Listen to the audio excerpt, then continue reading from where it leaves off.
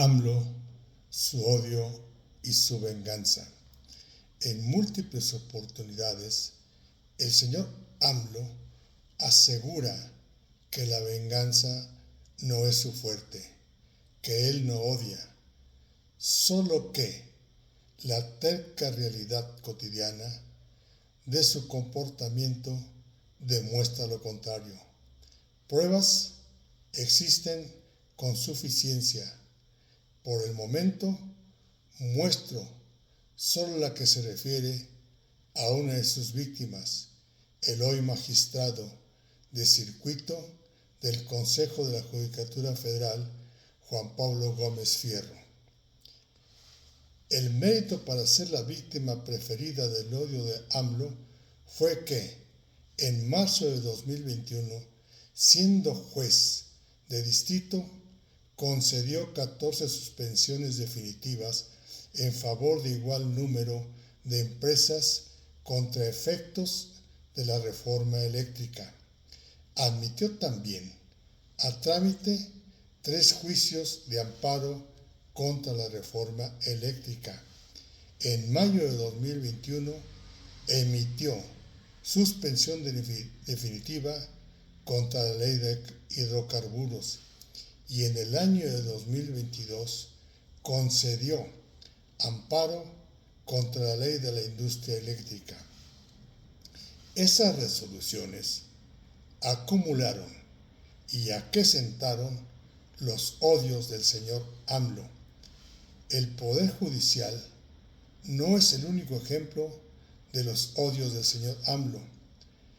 También fue y ha sido iracundo contra el INE, contra el INAI, contra la UNAM, contra la Auditoría Superior de la Federación, contra el Consejo de la Judicatura, contra los organismos autónomos, contra las organizaciones campesinas, contra el Coneval, contra el Banco de México, contra los partidos de oposición y contra los organismos internacionales como la Organización de Estados Americanos y la Organización de las Naciones Unidas.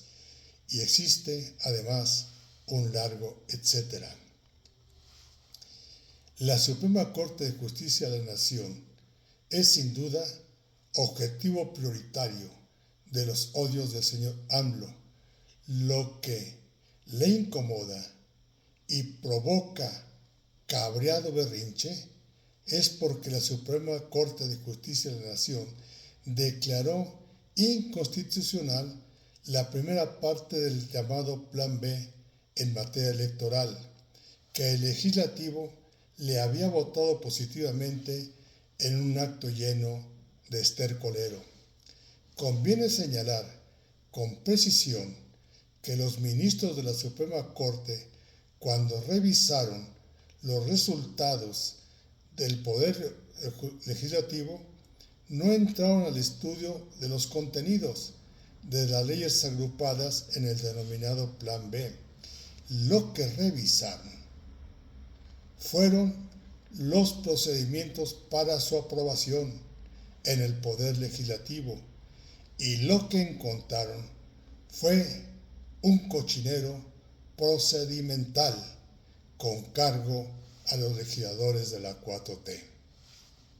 Los ministros de la Corte lo expresaron en reunión plenaria de la Suprema Corte de Justicia de la Nación de la siguiente forma. El ministro Luis María Aguilar Morales de forma contundente expresó, y lo cito textualmente, no se llevó a cabo un auténtico procedimiento legislativo de orden constitucional. El conjunto de vicios y errores en la función legislativa son de tal magnitud que acarrean como consecuencia lo que yo llamaría una perversión de las reglas democráticas. Avalar un procedimiento legislativo con estos rasgos equivaldría a asumir que la mayoría parlamentaria, por el simple hecho de serlo, está por encima de las reglas constitucionales, lo que me parece inadmisible, y acudo a la muy conocida máxima de don Benito Juárez, que dice: nada por la fuerza, todo por la razón y el derecho. Fin de la cita del ministro. Luego, en la misma sesión, el ministro Juan Luis González Alcántara Carrancán dijo que esta Corte no puede considerar automáticamente que todas las violaciones son irrelevantes solo por haber sido aprobadas por una mayoría. Fin de la cita. La ministra Ana Margarita Ríos Farjat señaló, y la cito textualmente: es la suma de violaciones procedimentales que llevan a la nulidad del procedimiento legislativo. Y luego el ministro Luis María Aguilar Morales además señaló, y cito: el procedimiento legislativo es inválido porque no supone el respeto a las reglas expresadas en la Constitución y en las leyes y disposiciones reglamentarias. Los pasos que antecedieron a la creación de estas normas se dieron sin respeto a la norma constitucional. Fin de las citas. Los ministros fundamentan sus argumentos con razones jurídicas que AMLO, por supuesto, no entiende y pretende avasallar con sus caprichos y sus mayorías parlamentarias. Un propósito esencial en el denominado Plan C del señor AMLO es purgar primero a todos los que le incomodan y luego capturar todos los poderes judiciales del país. El fin último del señor AMLO es acabar con un sistema de 3 poderes reales y sobre sus ruinas construir un poder unipersonal y autoritario. Es ese el fin último del Plan C. Es también el fin último de la reforma electoral y es sin duda el fin último de la reforma judicial. Si ustedes revisan los textos de la reforma judicial, encontrarán la ausencia de propuestas para nuevos códigos civiles, penales, fiscales, de comercio. Tampoco modifica la estructura organizacional del Poder Judicial, salvo que toca el asunto de la judicatura. En la propuesta del señor AMLO hay ausencia total de juicios o críticas al trabajo que desarrollan tanto la Fiscalía General de la República y las fiscalías de cada uno de los estados. El trabajo deficiente de estas instancias a menudo resulta en la impunidad de los delitos, pero eso no es ocupación ni preocupación del señor AMLO, que solo reparte abrazos a la delincuencia y culpa al Poder Judicial de los fracasos e ineficiencias de las fiscalías. Luego entonces, la denominada reforma judicial es para colocar en el paredón a los integrantes del Poder Judicial. El objetivo fundamental del señor AMLO es descargar su odio contra las ministras y ministros de la Suprema Corte de Justicia de la Nación, las magistradas y magistrados de circuito, los jueces y las jueces de distrito, las magistradas y magistrados de la Sala Superior y salas regionales del Tribunal Electoral del Poder Judicial de la Federación, así como las consejeras y consejeros de la Judicatura Federal. Todos estos integrantes del Poder Judicial que se encuentren en funciones a la entrada en vigor de la reforma judicial concluirán su encargo y en consecuencia perderán su trabajo en la fecha que tomen protesta las personas que emanen de la elección resultado de la reforma judicial.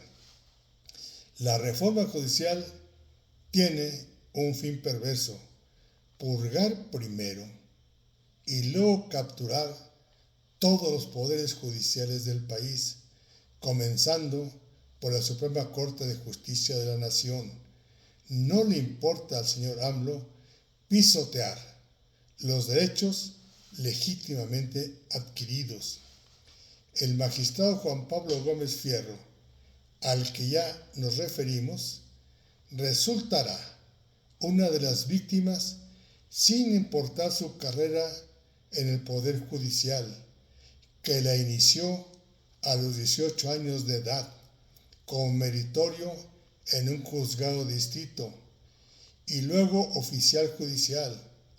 Pasó después a ser actuario y luego secretario de distrito, secretario del Tribunal Colegiado, secretario de Estudio y Cuenta de la Corte, juez de distrito y actualmente, después de 22 años, se convirtió por méritos y capacidades en magistrado de circuito.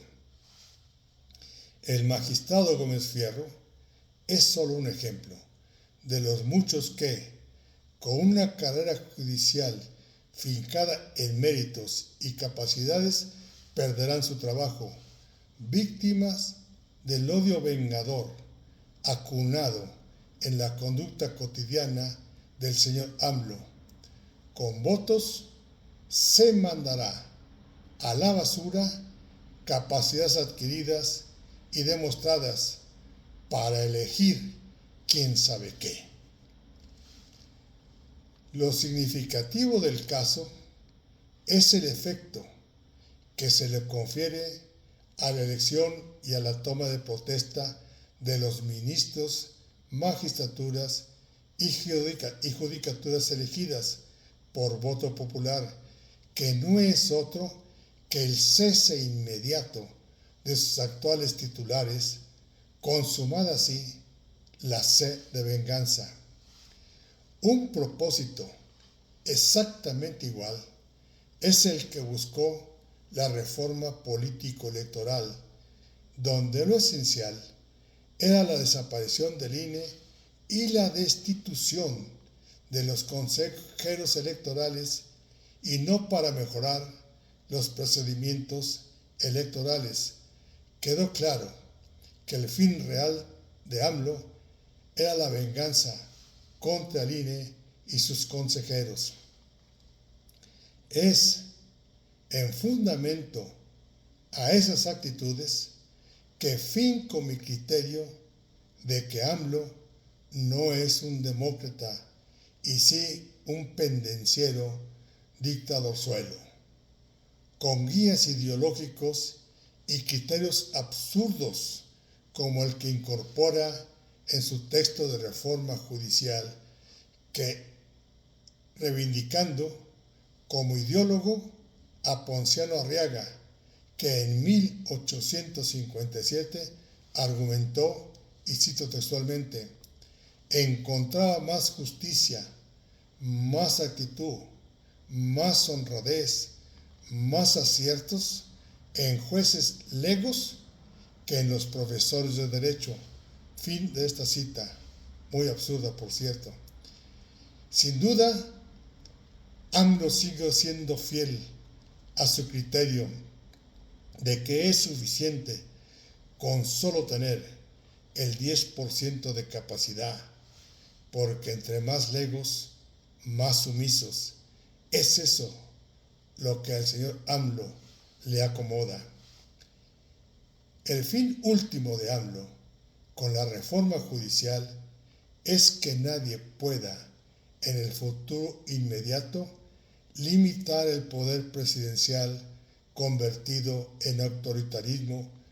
Para ese propósito, la reforma judicial busca reducir el poder de la Corte y así prohibir la suspensión de normas generales en acciones de inconstitucionalidad y controversias constitucionales, o bien prohibir que tengan efectos generales las suspensiones o las sentencias dictadas en juicio de amparo, en las que se plantee la inconstitucionalidad de normas generales.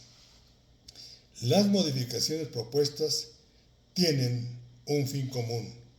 Primero, purgar y luego capturar todos los poderes judiciales del país, comenzando por la Suprema Corte de Justicia de la Nación.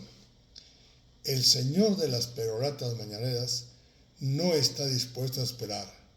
Por ello, usará y abusará con autoritarismo de los últimos 30 días de su gobierno. Durante ese periodo ya estarán en funciones los integrantes de la próxima legislatura y usarán con abuso desmedido una mayoría calificada que en las urnas no conquistó, y por lo tanto el poder que adquiere será solo resultado de un fraude a la Constitución. En su ambición de venganza el señor AMLO no le importa atropellar y avasallar a su compañera de partido, imponiéndole reformas constitucionales que no tendrán ningún efecto en el gobierno de AMLO y sí impactarán el gobierno de la señora Sheinbaum, electa, por cierto, por una aplastante mayoría de los que votaron, pero solo votaron en su favor el 35% del total de los electores registrados. Morena y aliados se convertirán, sin duda, en una tiranía de las mayorías que truncarán la transición democrática que crecientemente se desarrolló, no sin tropiezo, en los últimos 50 años. En el mundo existen ya varios países que entraron en un proceso donde la democracia muere con apoyo de la mayoría de los votantes. México entra ahora en esa siniestra lista. Para consumar el denominado Plan C, que incluye 18 reformas constitucionales, Morena y compañía usarán los beneficios perversos e ilegítimos del fraude a la Constitución. Morena, PT y Verde Ecologista en la Cámara de Diputados usarán y abusarán de la sobrerepresentación que el INE les otorga y con ello una mayoría calificada que en las urnas no obtuvieron. En el Senado, las urnas no le dieron a Morena y compañía la mayoría calificada, así que tienen que usar el recurso pendenciero que anunció Fernández Noroña cuando dijo, y lo cito textualmente: si nos faltan 2 o 3, los conseguimos muertos de la risa. Fin de la cita. Y para esa tarea ya se apunta el líder del PRI. Estamos frente a un desastroso escenario para la democracia. Eso es lo que significa el entregarle todo el poder a corrientes políticas autoritarias. Pero el problema para la democracia es mayor, porque la oposición en el legislativo no tiene 33% de los senadores y de los diputados. Por lo tanto, está impedido para desde el Poder Legislativo interponer recursos de inconstitucionalidad contra reformas que lastiman la democracia. Solo serán testigos de lo que suceda en el Poder Legislativo. Lo que cierra la siniestra pinza es la destrucción y captura del Poder Judicial. Lo fundamental de la reforma judicial es destruir uno de los poderes de la nación y con sus pedazos y sobre sus ruinas construir una caricatura de tercer poder que no estorbe y que tampoco se convierta en contrapeso al gobierno autoritario. Todo ese escenario, admitámoslo, es con el apoyo de mayorías, pero solo de los electores que acudieron a las urnas. La oposición y los que no acudieron a las urnas suman el 65%, por lo tanto Morena y aliados son una minoría equivalente al 35% del total de los electores. Pero también es verdad que constituyen una mayoría electoral, son resultado del voto de la mayoría de los que acudieron a las urnas y con ese mandato gobernarán de forma autoritaria. Para ejercer sin contrapesos el poder autoritario, eliminarán también los órganos autónomos que existen hasta el momento.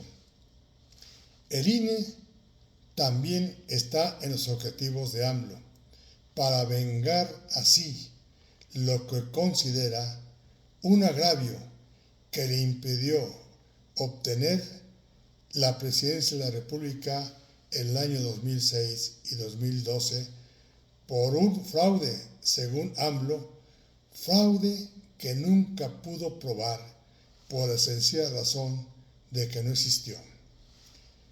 No olvidar que también el señor AMLO, en su camino destructivo, desfondó los fondos que eran ahorros para enfrentar problemas ante emergencias. Fueron los recursos acumulados en distintos fondos de resistencia. Todos esos fondos los desfondó. Además, incrementó en 5 billones la deuda pública del país. La cereza del pastel para Morena y aliados es sin duda la reforma electoral, donde el objetivo fundamental es capturar y someter la autoridad electoral ante CIFE, hoy INE, y para cerrar la horca a la democracia, desaparecerán los diputados plurinominales, eliminando así del poder legislativo a las minorías electorales, como sucedió durante la larga dictadura priista. Estamos entonces frente a la dictadura de las mayorías electorales. La lucha por rescatar el ejercicio de la democracia como eje fundamental de la vida democrática de México no será fácil. Requiere de la suma de voluntades y de la construcción de una conciencia militante de la democracia. Para recorrer ese camino es necesario estar conscientes de que no es opción darse por vencido, esperando que ser valiente no salga tan caro y que ser cobarde no valga la pena. 25 de agosto del año 2024, José Luis Hernández Andrade, militante de la CIOAC Puebla.